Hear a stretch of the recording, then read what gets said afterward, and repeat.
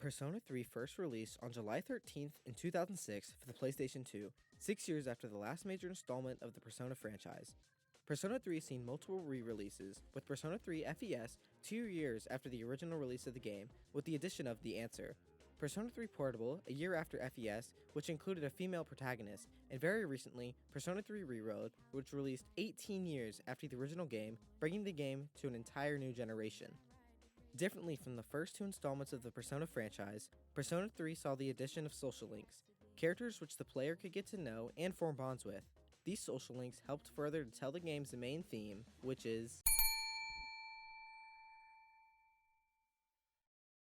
death is something we're all ultimately going to have to come to terms with. You watching this video, me making this video, we're all going to have to deal with it. And since we are going to die, we all try to find meaning in our lives. That is the only real way we are going to feel as if we have overcome death. Living a life full of meaning. Albert Camus was a 20th century philosopher who, much like Persona 3, dealt with the question of death and the ultimate meaning of life. Camus encapsulated his view of life into what he called the absurd.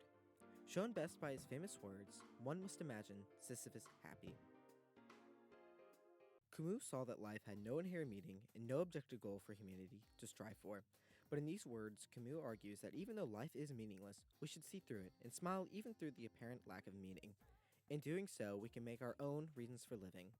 Persona 3 sees a similar conclusion to finding meaning in life. The game sees its cast face Tartarus in the Dark Hour, a mysterious 25th hour in the day which can be seen as an absurd scenario if we're going to put it in the view of Camus. Each character the player can bond with all come under social links. Each social link has each of its own character deal with an absurd situation which they find themselves in. Through these social links, we can see how Camus and Persona 3 both come together to help people find the meaning in their own lives, which is even heard within the first minute of launching the game.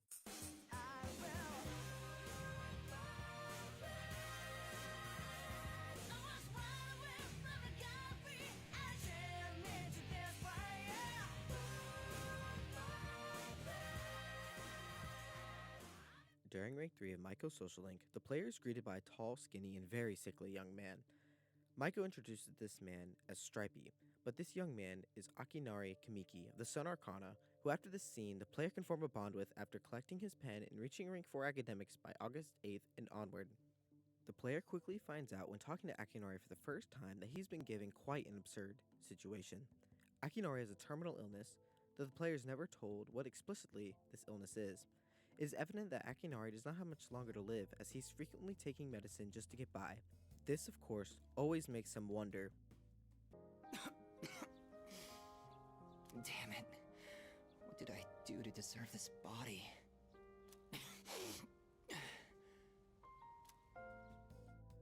Akinari's situation undoubtedly fits under Camus' idea of the absurd. Akinari never deserved or even asked for any of the suffering he has been dealt with, and through spending time with him, Akinari finally begins to understand the meaning in his life. As you rank up his social link, you find Akinari's love for reading. However, Akinari doesn't finish the books he reads. He does not want to finish the stories which allow him, even if only for a while, escape from his absurd reality. However, these books give him the ability to burn his dread. During his social link, Akinari begins to write his own story, which follows an alligator. But by some twist of fate, even some absurd fate, is pink, which makes it nearly impossible for him to hunt as he is always spotted by his prey. But one day he made a friend with a duck who had issues flying. Tragically, however, one day in a state of hunger, the alligator accidentally eats his friend, and in his sorrow, the alligator begins to cry. The alligator cries so much that his tears form a lake, which other animals begin to drink from. The similarities between the alligator and Akinari is pretty self-evident, both being in absurd situations which bring suffering into their daily life. Unlike this alligator counterpart, Akinari finds something in his last days through the protagonist. In getting to know the protagonist, Akinari is able to burn his dread and find meaning in his life through his relationships with the people, even in death, being able to deliver to the protagonist the ending of his story. In the epilogue of Akinari's story, the protagonist speaks to his mother, who tells him that, "But he said something to me near the end. I'm sorry to have brought so much pain into your life, Mother. I'm glad that I was born into this world. I'm glad to have been your son. Thank you for the life you've given me. In this, Akinari had ultimately defied the apparent meaninglessness of his life.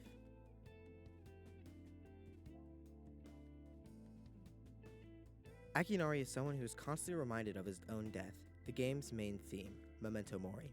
He was thrusted into an absurd life, haunted by a terminal illness.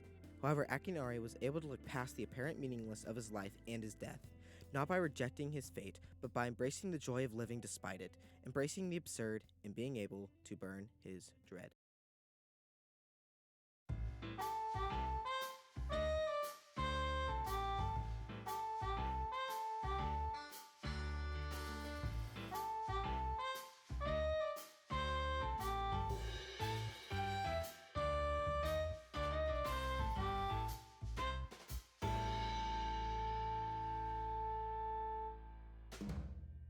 The players first introduced to Chidori as a member of Strega, the group which acts as the antithesis of SEES, the protagonist's main group.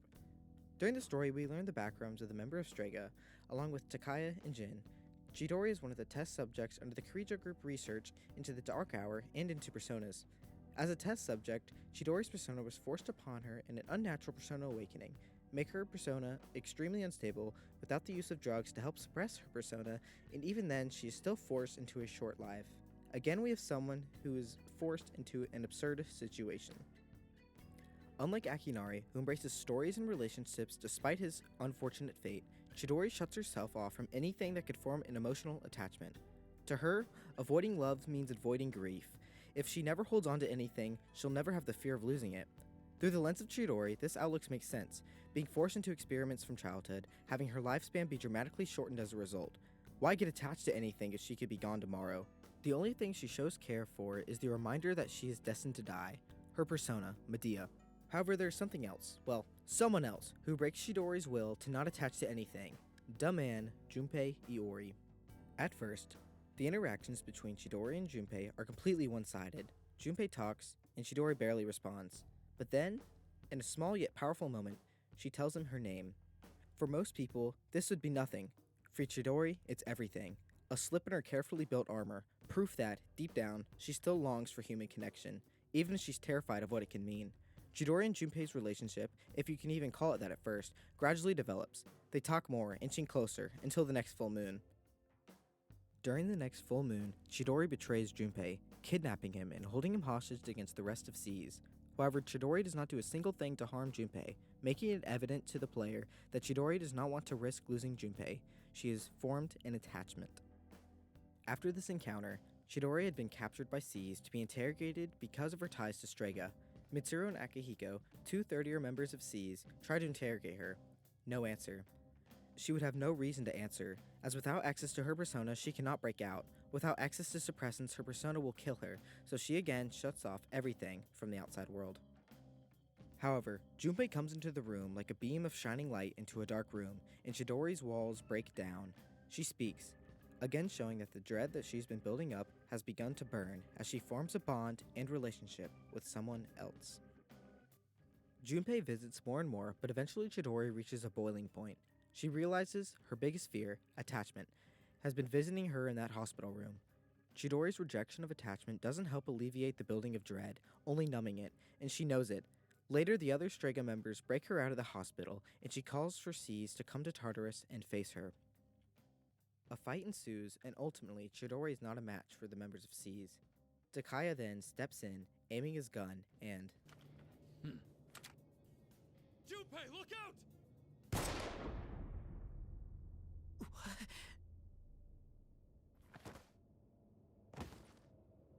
Junpei. Chidori is forced into action. She lets Junpei know her true feelings and her fears of attachment and the fact of her own death. Chidori knew she was always fated to die, but in this moment, she refuses to be a passive victim of that fate. Instead of letting her fear of attachment paralyze her, she embraces it, choosing love over isolation, and in doing so, reclaiming her agency.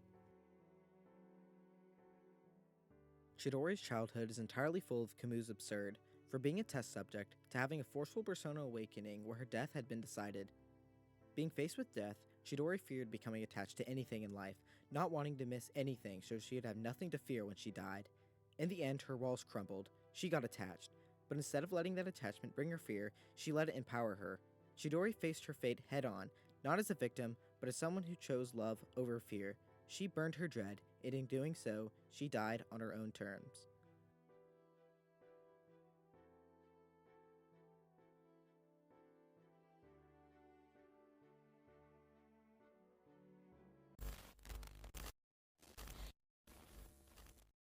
Man.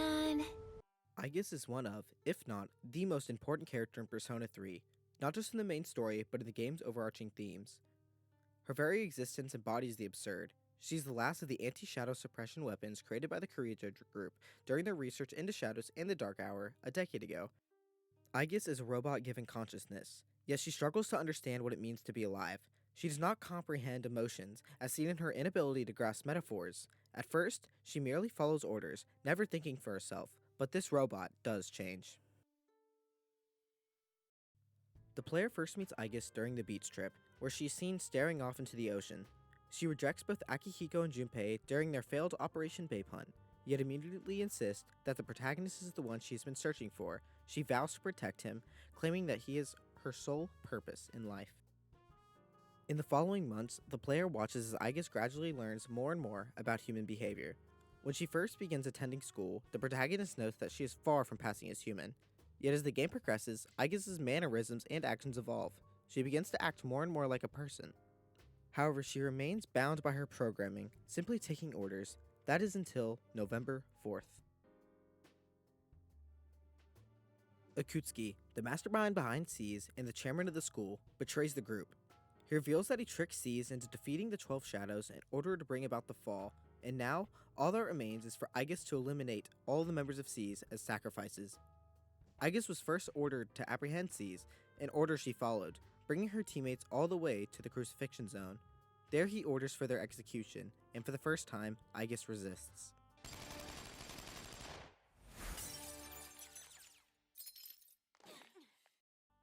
This is Aigis' first character-defining moment. For the first time, she makes a decision of her own, not because she was commanded, but because she wanted to. In this moment, she finally proves to herself that she is alive. This is the turning point of her arc, and her first step toward burning her dread. Now that she has demonstrated independent thought, she begins to question the nature of her own emotions. And really, isn't that something all conscious beings grapple with? Like Aigis, we all find ourselves questioning why we feel the way we do and searching for meaning behind our emotions. The player, along with Aigis, explores this question through the character of Ryoji.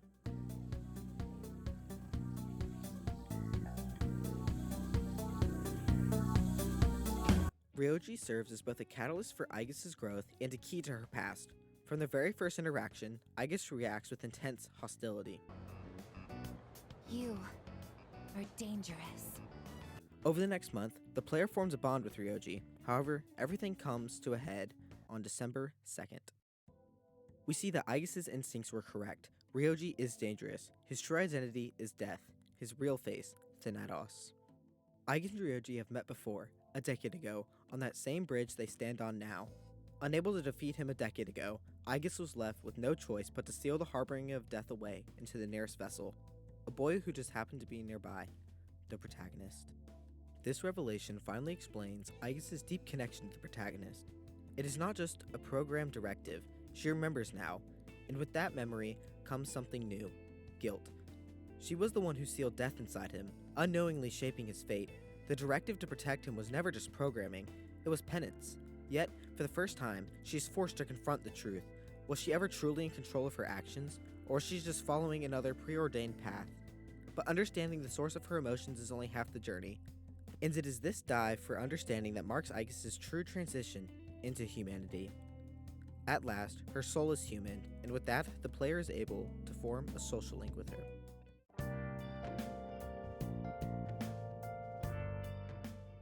Aigis' social link is the final one which becomes available in the game. Now free from the guilt that weighed on her, she still values the protagonist, not because of duty, but because of the emotions she has developed. This marks a major shift in her character. No longer driven by obligation, she now makes choices for herself. Her social link follows her interactions with an old woman searching for her lost cat. At first, Aigis is unsuccessful and postpones the search. Eventually, she finds the cat and returns it to the woman. In doing so, she experiences a deep sense of satisfaction. not merely from helping, but from the bond she formed in the process. Earlier in the game, Aigis followed orders simply because she was built to do so. She would protect the protagonist because she had to. She would complete a task because it was assigned. But now, she acted not out of obligation, but because of her own free will. This moment isn't just about a lost cat. It's about Aigis discovering what it truly means to care, not as a machine, but as a person. This moment solidifies her understanding. Meaning in life is not delivered from duty or logic, but from human connection.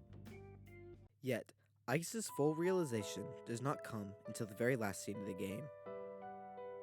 In the final moments of the game, Aigis pours her entire soul into his speech as the protagonist dies, lying on her lap. For the vast majority of the game, the protagonist was her reason for living. Yet, as he fades away, Aigis does not fall into despair in that moment. She finally understands the importance of forming bonds, because she now understands that these connections, no matter how fleeting, give life its meaning. Even as she loses the person closest to her, she's not succumbed to existential dread. She's embraced life in its entirety, absurdity and all.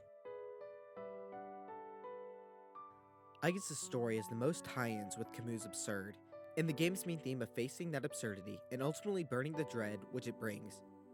Aigis began as simply a robot, awaiting commands, never even knowing what purpose meant, seeing all of life as just meaningless. However, Aigis learns to take command of her life.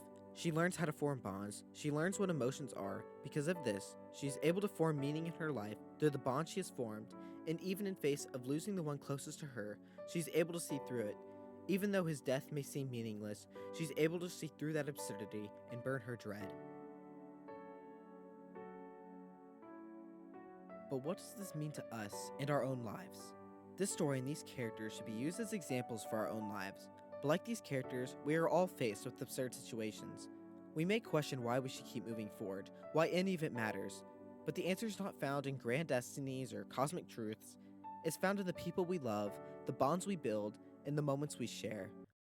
Just remember these 3 words: burn my dread.